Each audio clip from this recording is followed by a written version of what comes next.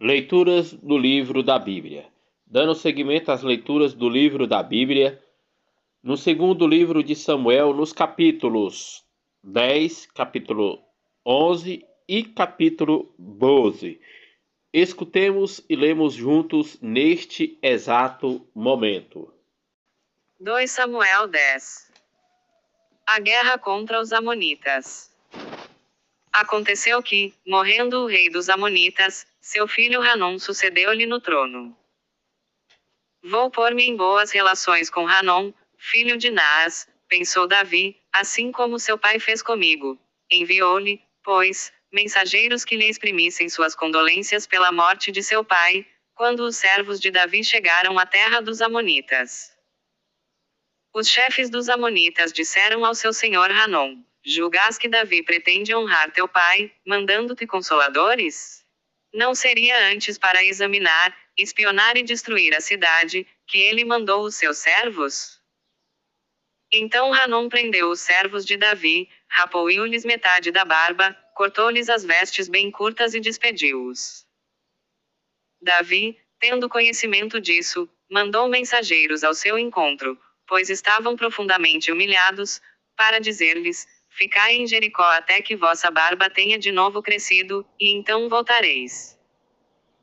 Vendo os amonitas que se haviam tornado odiosos a Davi, mandaram delegados para tomarem ao seu soldo os arameus de Bet-Rubi e os de Soba, ou seja, 20.000 soldados de infantaria, e o rei de Maca, com 1.000 homens, e os de Tobi, com 12.000.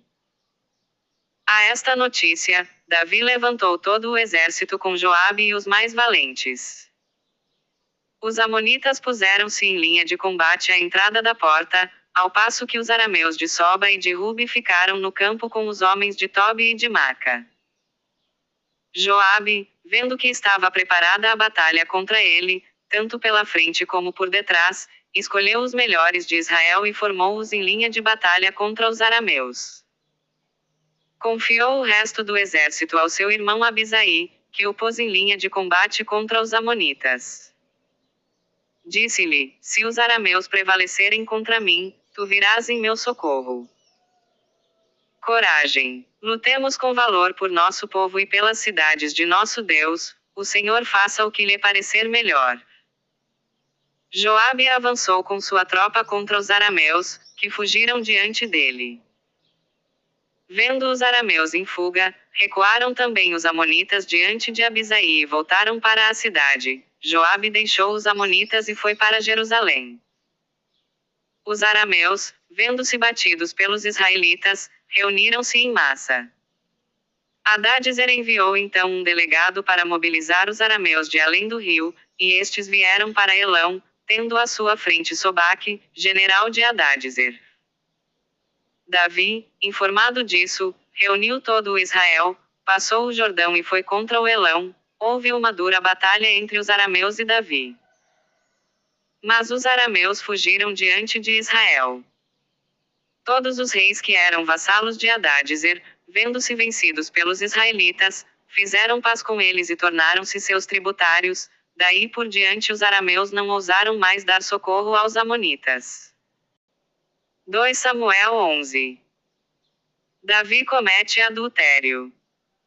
No ano seguinte, na época em que os reis saíam para a guerra, Davi enviou Joabe com seus suboficiais e todo Israel. Eles devastaram a terra dos amonitas e sitiaram Raba. Davi ficara em Jerusalém. Uma tarde, Davi, levantando-se da cama, passeava pelo terraço de seu palácio. Do alto do terraço avistou uma mulher que se banhava, e que era muito formosa.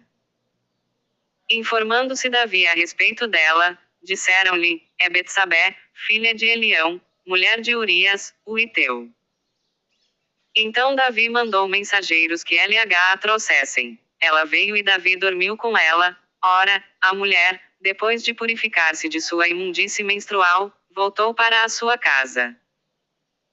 E vendo que concebera, mandou dizer a Davi: estou grávida. Então Davi enviou uma mensagem a Joabe, dizendo-lhe: manda-me Urias, o Hiteu. Joabe assim fez. Quando Urias chegou, Davi pediu-lhe notícias de Joabe, do exército e da guerra. E em seguida disse-lhe: desce à tua casa, e lava os teus pés. Urias saiu do palácio do rei, e este mandou que o seguissem com um presente seu. Mas Urias não desceu à sua casa. Comunicaram-no a Davi. Urias não foi à sua casa. O rei então lhe disse: não voltaste porventura de uma viagem? Por que não vais à tua casa? A arca, respondeu Urias, se aloja debaixo de uma tenda, assim como Israel e Judá. Joabe, meu chefe, e seus suboficiais acampam ao relento, e teria eu ainda a coragem de entrar em minha casa para comer, beber e dormir com minha mulher? Pela tua vida, não farei tal coisa. Davi disse-lhe: fica ainda hoje aqui. Davi o convidou, fê-lo comer e beber em sua presença, e embriagou-o, mas à noite, Urias não desceu à sua casa. Na manhã seguinte Davi escreve uma carta a Joabe, enviando-a por Urias. Dizia na carta: coloca Urias na frente, onde o combate for mais renhido, e desamparai-o para que ele seja ferido e morra. Joabe, que sitiava a cidade, pôs Urias no lugar onde sabia que estavam os mais valorosos guerreiros. Saíram os assediados contra Joabe, e tombaram alguns dos homens de Davi. Morreu também Urias, o Hiteu. Joabe mandou informar Davi de todas as peripécias do combate, ordenando ao mensageiro: quando tiveres contado ao rei todos os pormenores do combate, se ele se indignar e te disser: por que vos aproximastes da cidade para lutar? Não sabeis que atiram projéteis do alto da muralha? Quem matou Abimeleque, filho de Jerobaal? Não foi uma mulher quem lhe atirou uma pedra de moinho de cima do muro, morrendo ele em Tebes? Por que vos aproximastes dos muros? Dirás então: morreu também o teu servo Urias, o Hiteu. Partiu, pois, o mensageiro e foi ter com o rei em Jerusalém. Disse ele: os inimigos, levando vantagem sobre nós, saíram contra nós em pleno campo, mas nós os fizemos recuar até a porta da cidade. Então, do alto da muralha, os arqueiros atiraram sobre os teus servos, e morreram 18 dos servos do rei. O rei respondeu ao mensageiro: dize a Joabe que não se aflija por causa disso, pois a espada devasta ora aqui, ora ali, mas que ele prossiga vigorosamente a sua luta contra a cidade, até destruí-la. Quanto a ti, encoraja-o. Ao saber da morte de seu marido, a mulher de Urias chorou. Passado o luto, Davi mandou buscá-la e recolheu-a em sua casa. Ela se tornou sua mulher e lhe deu um filho, mas o procedimento de Davi desagradara ao Senhor. 2 Samuel 12. O Senhor mandou a Davi o profeta Natã. O rico possuía ovelhas e bois em grande quantidade. O pobre, porém, só tinha uma ovelha, pequenina, que ele comprara. Ele a criava e ela crescia junto dele, com os seus filhos, comendo do seu pão, bebendo do seu copo e dormindo no seu seio. Certo dia, chegou à casa do homem rico a visita de um estranho, e ele, não querendo tomar de suas ovelhas nem de seus bois para aprontá-los e dar de comer ao hóspede que lhe tinha chegado, foi e apoderou-se da ovelhinha do pobre, preparando-a para o seu hóspede. Davi, indignado contra tal homem, disse a Natã: pela vida de Deus, o homem que fez isso merece a morte. Ele restituirá 7 vezes o valor da ovelha, por ter feito isso e não ter tido compaixão. Natã disse então a Davi: tu és esse homem. Eis o que diz o Senhor Deus de Israel: unge-te rei de Israel, salvei-te das mãos de Saul. Dei-te a casa do teu senhor e pus as suas mulheres nos teus braços. Entreguei-te a casa de Israel e de Judá e, se isso fosse ainda pouco, eu teria ajuntado outros favores. Porque desprezaste o Senhor, fazendo o que é mal aos seus olhos? Feriste com a espada Urias, o Hiteu, para fazer de sua mulher a tua esposa, e o fizeste perecer pela espada dos amonitas. Por isso, jamais se afastará a espada de tua casa, porque me desprezaste, tomando a mulher de Urias, o Hiteu, para fazer dela a tua esposa.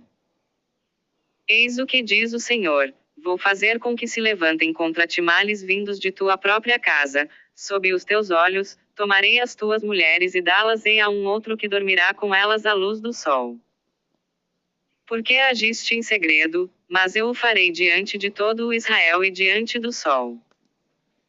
Davi disse a Natã: pequei contra o Senhor. Natã respondeu-lhe: o Senhor perdoa o teu pecado. Todavia, como desprezaste o Senhor com essa ação, morrerá o filho que te nasceu. E Natã voltou para sua casa. O Senhor feriu o menino que a mulher de Urias tinha dado a Davi, e ele adoeceu gravemente. Davi suplicou ao Senhor pelo menino. Os anciãos de sua casa, de pé junto dele, insistiam em que ele se levantasse do chão, mas ele não o quis, nem tomou com eles alimento algum. Ao 7º dia, morreu o menino, e os servos do rei não ousavam dar-lhe a notícia, pensando: quando o menino ainda vivia, nós lhe falávamos e ele não queria ouvir-nos. Davi notou que seus servos cochichavam entre si, e compreendeu que o menino morrera. Perguntou-lhes: morreu o menino? Sim, responderam-lhe. Então Davi levantou-se do chão, lavou-se, perfumou-se, mudou de roupa e entrou na casa do Senhor para se prostrar. De volta à sua casa, mandou que lhe servissem a refeição, e comeu. Seus servos disseram-lhe: que fazes? Quando a criança ainda vivia, jejuavas e choravas.